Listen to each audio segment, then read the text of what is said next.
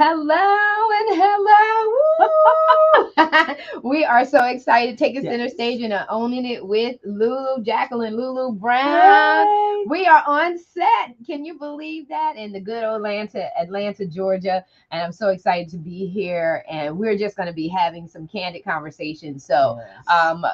we're going to juice you up with this session, but we Mhm. have multiple sessions that you got to check out. This is our start, but you have to check them all out. What we're doing is we want to set you up for the year. We want you to shift your mindset. We Mhm. want you to open up your mind because there's some things that God is calling you to do in this season Mhm. and in this year. And you've been asking Him. You have been privately asking God to do these Mhm. things and you've been praying. And if you don't believe in God, you have been quietly wanting these things. And now the universe or God is talking back to you because he's got these crazy women right here that's going to encourage you to not only enter into liberation time and be unleashed. This woman is talking about radical ascension to the next dimension. And so and so we want to talk about, what does that all Yes. mean? What does it mean to be liberated? What does it mean to be unleashed? What does it mean to be radical? What does divine prosperous living, what does all of that mean in radical ascension? What's the next dimension? And Mhm. so, what we're trying to do here with taking out our busy schedules and our time is to really encourage you to go after all Mhm. that it is that you desire and to find what they've been calling. I'm not a trendy person. I don't really know the words that people are using. I'm kind of a loner out here, but I believe it's what they're saying is tribe. You have to Mhm. find people who think like you. And what we're just doing in these conversations that we've been having on Own It is just to say to you, hey, this is how we think. And if you agree with us or any of this resonates with us, come along this journey with Mhm. us. We want to support you. We want to uplift you. We want to be your strength when you feel like you're fainting at the knees. Mhm. We want to be there to hold you up. And some of the things that we do and the programs that we offer can provide that for Mhm. you in probably a more organic, Yes. more personable way. Mhm. And so my girl here is, I'm going to date us. She's headed out to Morocco. She's getting ready to Yes. leave out of here and she's getting ready to lead some radical women in Yes. Morocco. And she is an international speaker, facilitator, coach. She has been all over the world, and I really enjoyed earlier this year going with her to Dubai. So I got to witness her firsthand. So it's not like I'm saying I'm talking to you from a space of, I've seen her online, I've seen what she's been doing. No, I've actually gone with her, and she's given me the grace to actually facilitate a workshop while I was there, which was such a pleasure. We had so much fun. Oh my God, the pictures speak volumes. But I'm going to digress so that my girl here, my sister here, can share with you about what she has for the coming year for people to participate. You got Mhm. some workshops, some live events. We schedule out for the Mhm. year. We don't wait and just kind of randomly plan things. We kind of Mhm. strategize. We've already left out of the strategizing season, which starts for Mhm. me in like August, September, October. I'm finalizing things, bringing things into order, and then December we're really celebrating. So share with them about what you're doing in Morocco. Is it too late? I mean, you only got a few more days, but she going to Morocco, but share with them about what that experience is really going to be about. How did that happen for you? Okay. First of all, thank you so much. It is a pleasure to have you here, just outside the ATL here in the studio. And I just love and honor you being here. What does that look like? Well, let's go to how did we get to where we are now? And it really started with, I'm going to say, um, fire shut up in my bones. And this is when I was in Mm. corporate. And there were just things that I saw. And as I was ascending and evolving, because the thing that people should understand is that we didn't wake up like this. This was a process. This was us really developing and investing in ourselves and wanting to actually ascend to that next dimension, not being in the grind. I've heard people say, the grind. Oh, I grind and I grind hard. Well, that's why we've got fibroid tumors. That's why we've got onset diabetes, heart conditions. We're burnt out.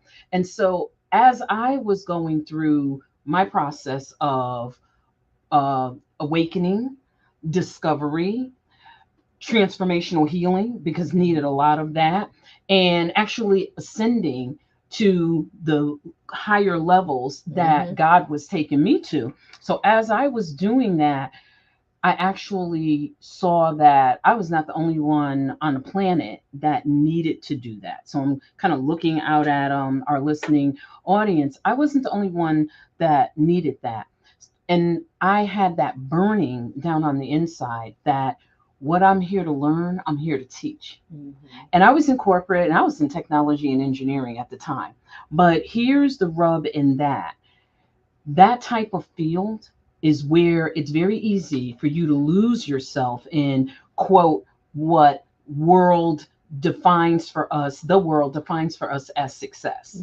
And I made up in my mind that I'm going to color outside the lines. I'm going to throw it all away, all of the indoctrination. And that sounds hard, but that's really what it is. You're being indoctrinated from the time that we come out of our mother's womb. We don't want to admit it. And then we're quick to say, I'm not in a box. Oh, I don't function in a box. But sometimes we don't know what functioning in that box really is. And it was that burning desire that I started to do the work that I'm doing now. I did that for, I want to say, 25 years, literally 25 years before I made that transition out of the corporate world and into what I'm doing now, which you so eloquently explained. Thank you very much. Yes. And when we look at places like going to Dubai and going to Morocco, it's an environment that aids in the transformation because you are somewhere that is totally outside of your culture.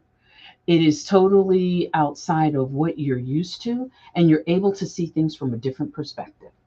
And when people say, well, why are you going to go all the way to Dubai? What's all the way to Dubai? It's Dubai. You get on a plane. Why? Because it's a 12-hour flight versus a 5-hour flight to LA.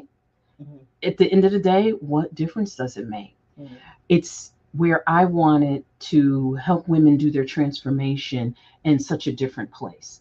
Now, I will say that the fact that when I was in corporate and I had worldwide responsibilities, going to those different places, studying the culture, and wanting to learn, having a desire to learn about the culture, and getting to a place where I realized there's nothing authentic about, we say authentic and we throw this word out there, authenticity. Right. And then I was kind of like, wow, there's really nothing authentic about what we do. Right. And the reason for that is because, and I'm talking when I say what we do, what we've been shaped and molded and taught, because we were brought here. And those of us, the original indigenous people that were here before the colonizers, we still were sort of put into a place where our ideology was taken away. And we were forced into something that's really not us. Right. And I'm going to take that a step further to say it doesn't necessarily apply only to African Americans. It applies across a lot of different cultures. Yes, it does. And it was going through that transformation of understanding what's different across all the continents in the world, having people of those cultures actually reporting to me, but being a leader where I was really there to ensure that they became leaders. Right. And in that, I wanted to do that in their, I'm going to say, native culture. Right.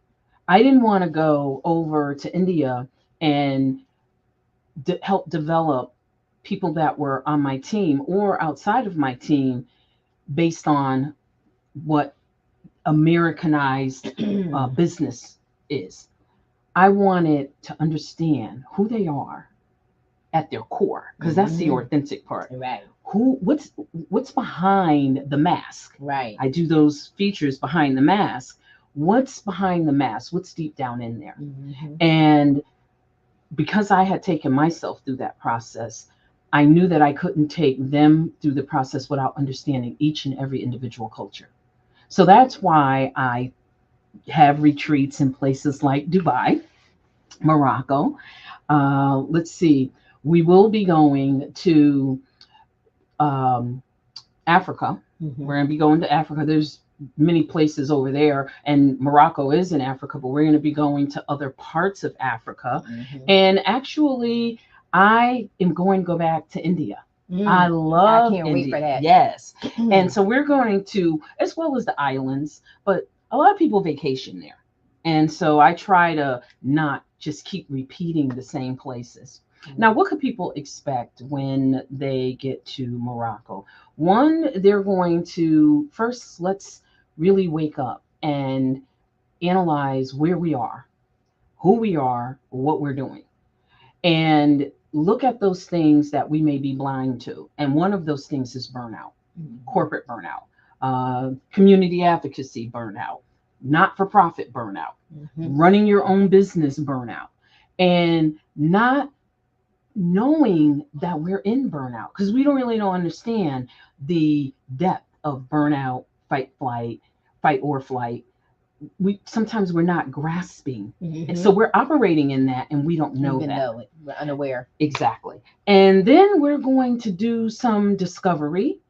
We're going to do the transformational healing, and the best part is people are going to come back with a high level, because we were only there for a week, so we can't give you a detailed strategic plan. Right. But we are going to walk people through a high level strategic plan for 2024. So they're going to come back with something in their workbook that they can actually start with in 2024. Right. Wow.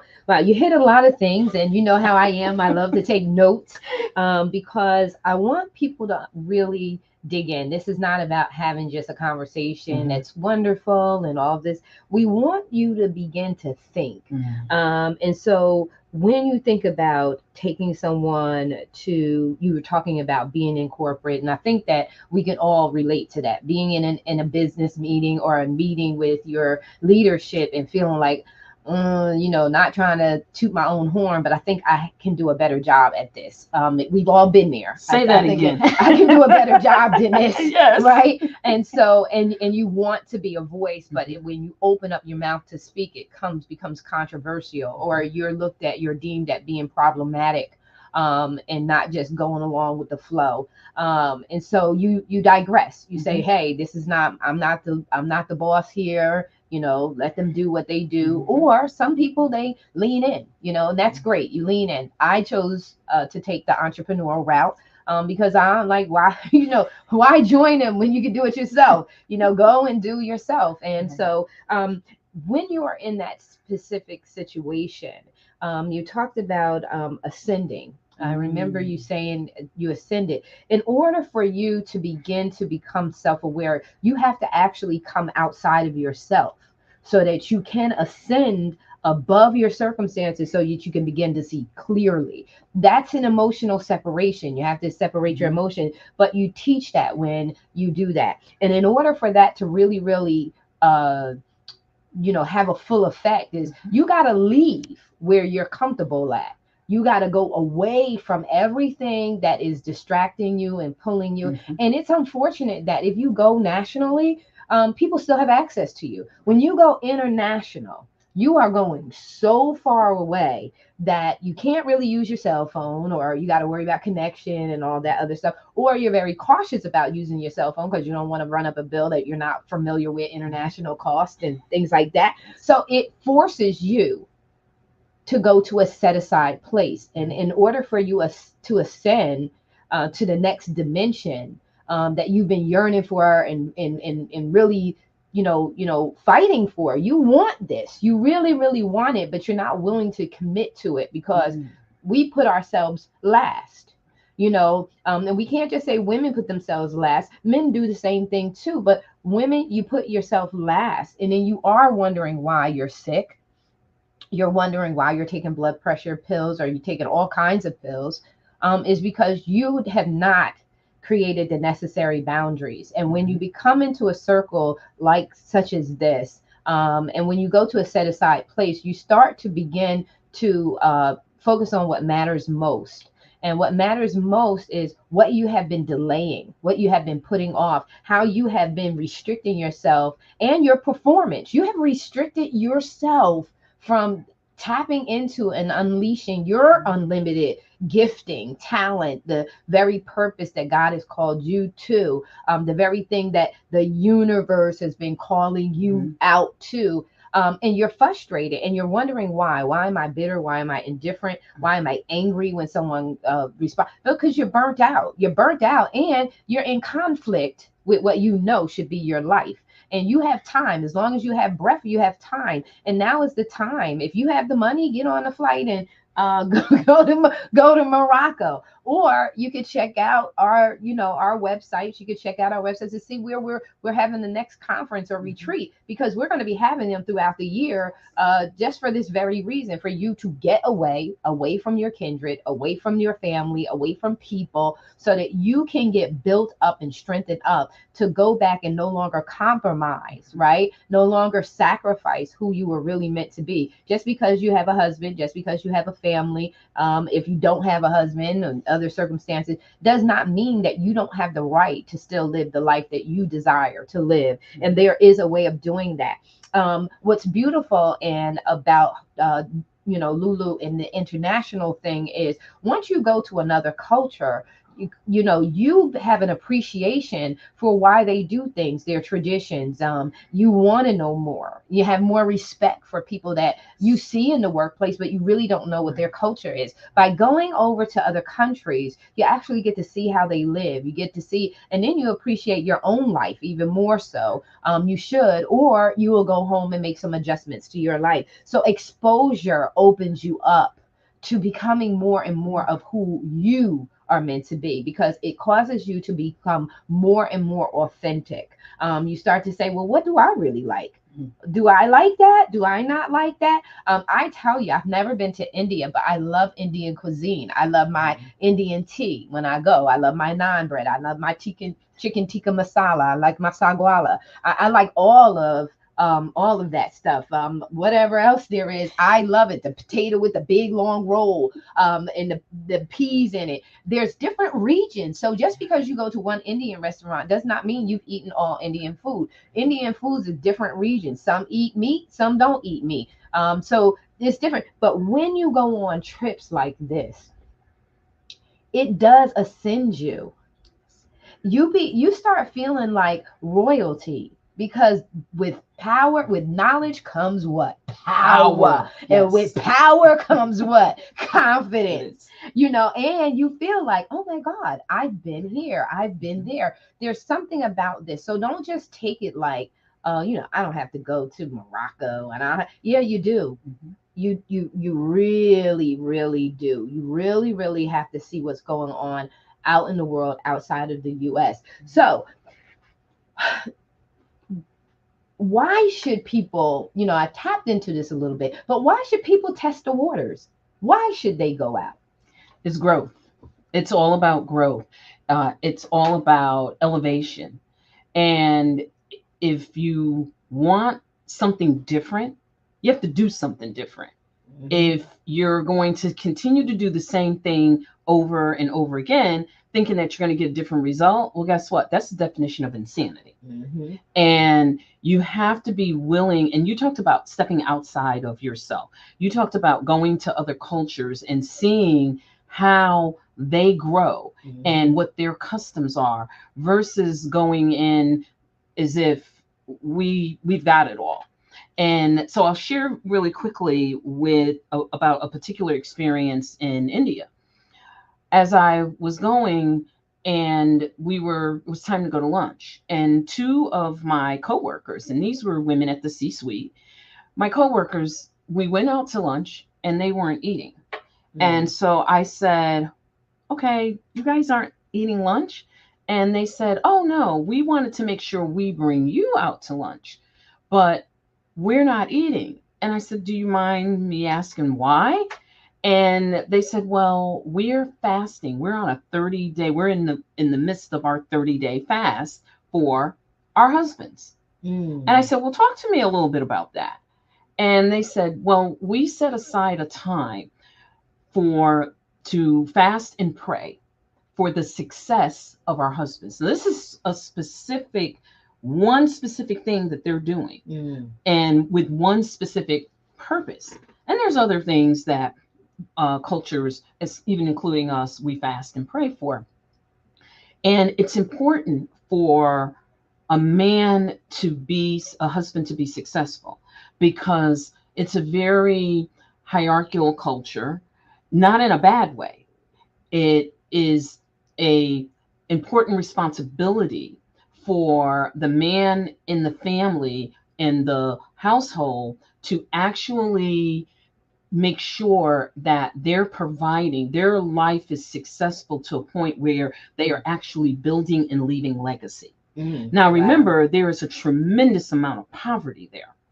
And there's a focus on education, success, ascending, and making sure that they are not leaving generations of poverty versus elevating, and now there's generations of growth and wealth.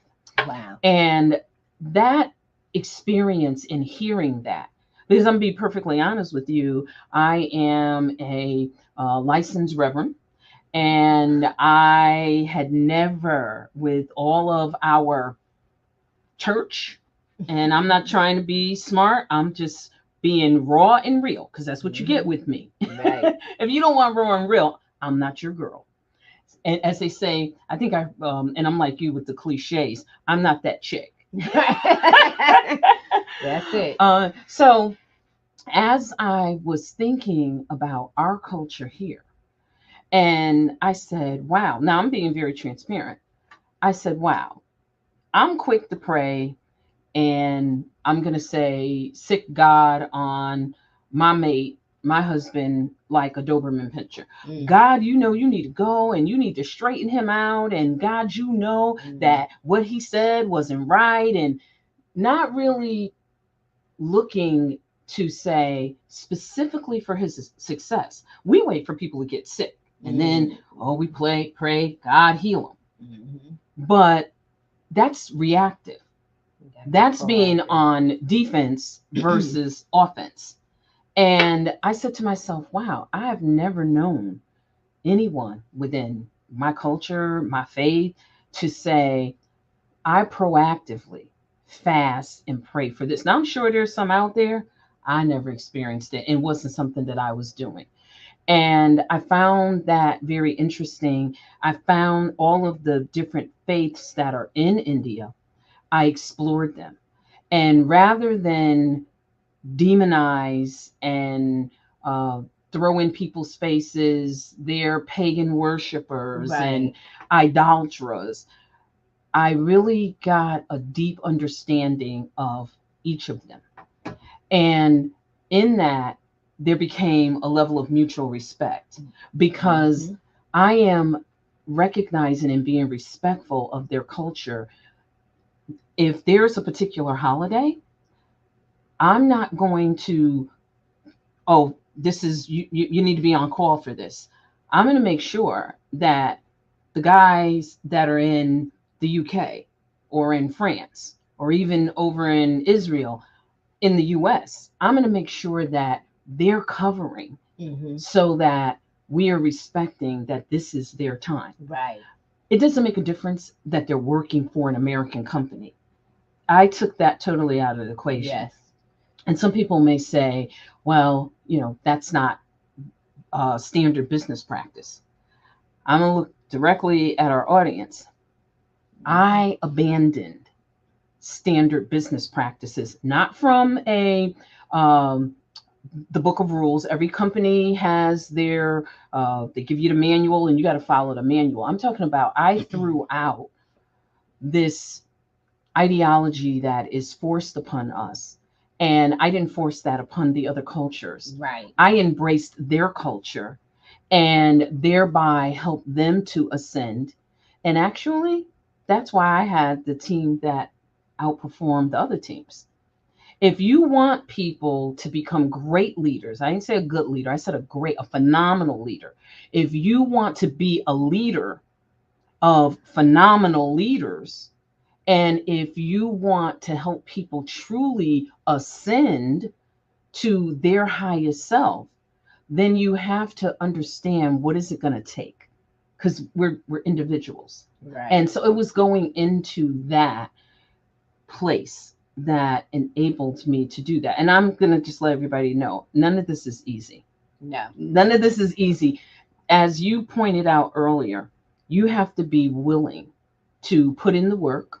You have to be willing to step outside of who you are in the box that you say you're not in. Mm-hmm. But you have to be willing to step outside of that and be open to, I'm going to look at this from a different perspective. Mm-hmm. And I promise you, the results that you're looking for, as long as you stay open and put in the work, you're going to get it. You're going to get it. It can't help but happen. It can't help but happen. It can't help but happen. And so that's going to close us out for our first session here on location at Jacqueline and Lulu Brown Studios, honey. Because when I say to you, this is a studio setup. I mean, it is magnificent. I love it. I love it. I love it. Oh, yes, it's gorgeous. It's so much fun here. I mean, I've really had a good time. And I've been here. We've been strategizing for the coming year. I'm thinking about all the things and ways that we could bless you and help you to ascend to the next dimension and to help you become liberated and unleashed. When you, and I'm going to close out with this, Jacqueline talked about how it's important that you speak to your people. That's why this is important. That's why you got to get outside your comfort zone and you got to see a world. You know why? Whether you have things that you've been believing God, putting out there that you want for your life.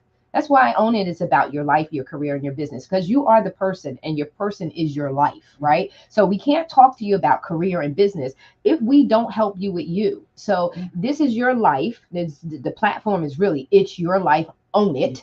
And own it means to take control over it. You're not going to be able to control everything, but you can do one thing for sure. You can control yourself.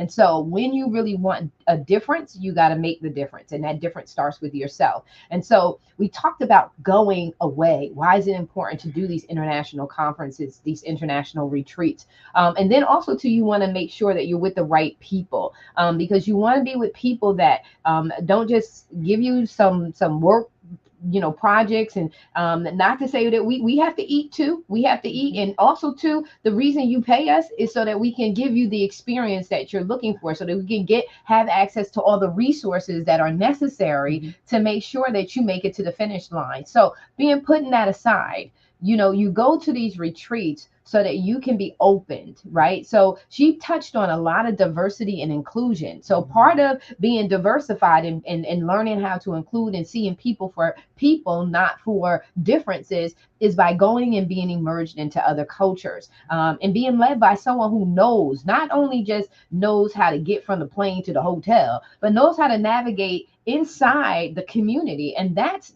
Lulu, man. She amazed the people in Dubai. Okay. She's been to Dubai so many times. I know it's like 18 or 20. I don't know the difference, but she's been to Dubai so many times that even with our guide was impressed because she knew more history about Dubai than the guide. And so when you're dealing with someone like that, that's authenticity. They're not faking it till they make it. They don't need to make sure that there's a guide there. They can actually guide. I think we got into the cab and went a couple of paces without a guide, because she knew how to get us to the market, to the old soup. She knew how to do all of that stuff. And so what we're saying to you in this season is get where people where you could touch them. You can touch them when you're at a retreat, that you can talk to them when you're going through a crisis. Not that we're therapists, we're not, but we can direct you to right help.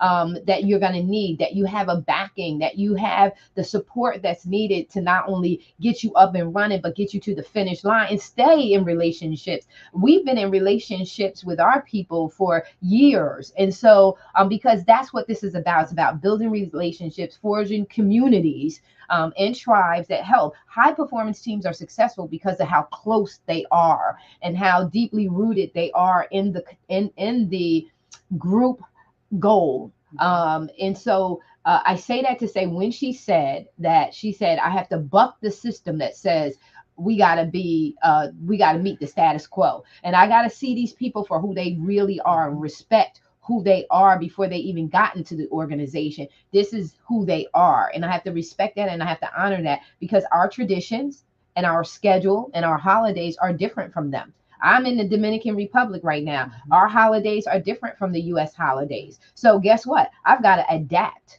I've got to migrate into the system, and I have to adapt. And they also have to adapt to me because I'm American. I'm not Dominican. I'm American, but we have to have mutual respect. Mutual respect comes from our commonality of spending time together, being immersed in different cultures and different ideologies. We don't all have to think alike, but we have to get the bigger picture and how we work together, how we respect each other. And that's why her team could perform the way they did, because high performance teams operate like that. They care about each other, they work together. And as you are forging forward in life, you need a high performance team. You need people around who get you, who understand you, and who support you the way you are. Going to show you some things that you need to adjust to get better, but they are going to understand your uniqueness and what you bring to the table. In your career, you have to know how to navigate so that you can get to the people who are going to support you in your career. And by having coaches and having a community that talks to you about experiences, life, you to understand why SWOT analysis are so important for you personally as well as in your career. How you can do a SWOT analysis to assess the people that you're working with. What are their strengths, weaknesses, opportunities, and threats? And how do you know how to what? Influence without authority. Woo, girl. How you influence without authority. Yes. There are some techniques. You need to have reinforcements. You need to have that support system. So I'm going to digress right now. I'm going to show my girl how to close us out. Lulu, if you go up just one tab up, okay. We're going to go out. This has been a pleasure. No, come back down. Right up to where it says 58. Oh, okay. There you go. There we go. And we're out. We love you. Click on that, girl. Show them the way out. All right. We're out. And I'm learning because I'm always learning to elevate. There you go. Bye for now. See you later. Be blessed.